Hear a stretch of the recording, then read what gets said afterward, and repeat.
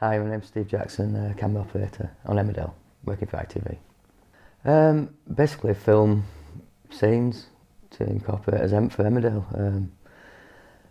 We get given a brief by the director, we block the scene and then shoot it basically. The split between for Emmerdale between location and studio work tends to be probably about 60% studio, 40% on location. The location, with it being single camera, takes a lot longer to complete a scene. The studio, we tend to cover probably 40 pages of dialogue a day in studio, whereas we tend to do about 20 pages on location. So the show tends to be more studio based, obviously for financial reasons, depending on, and story based really. Obviously we've got the village to work in, probably I think it is the biggest film set, certainly in Europe, I'm not sure, nearly in the world, for square mileage. So it's an amazing place to come to work, and it's in the heart of the Yorkshire Dales, so it's beautiful. The best thing about my job now is when I put my camera in the box, that's it, I'm finished. I don't have to think about it again till the next day. I looked at some work experience at ITV Yorkshire. I did a week shadowing one of the sound assistants, who went sick over the weekend and they had nobody to replace him on the Monday.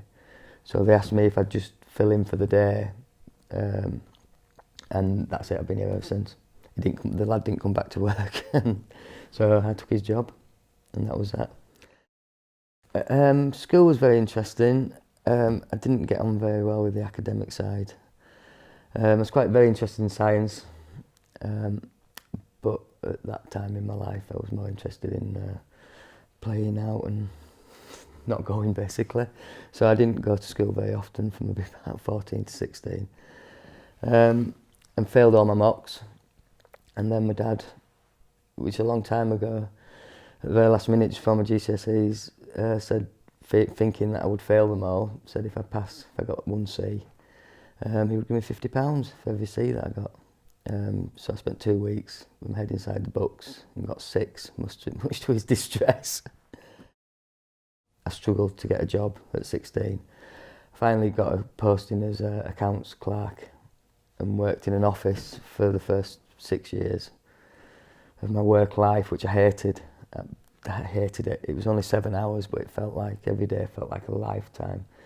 In a tiny little office behind a desk, and the walls just felt like they were coming on you every day, because I'd always wanted to work outside. So I made the decision to go as a mature student. Did an extra year, foundation year at university, which then gave me the qualification to then take the degree course, which I never finished because I did the work experience in my final year, got the job, and that was that. I mean, I worked as an assistant for a couple of really top camera operators that inspired me.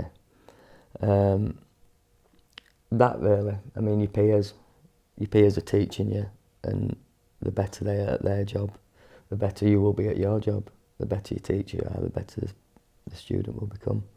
So that really, yeah, that's probably the two guys. A camera operator called Bruce Wilson, who was fantastic, still working, great operator, and one called Mark McKillop, who's still working in Scotland somewhere. But yeah, so probably them two are most inspirational.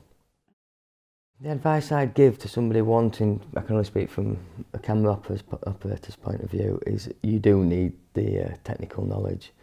You do need to do photography courses, and you do need to do that, bite the bullet and do some free work. You need the work experience. The courses are good, the media courses are great, and they will give you the stepping stone to get the work experience.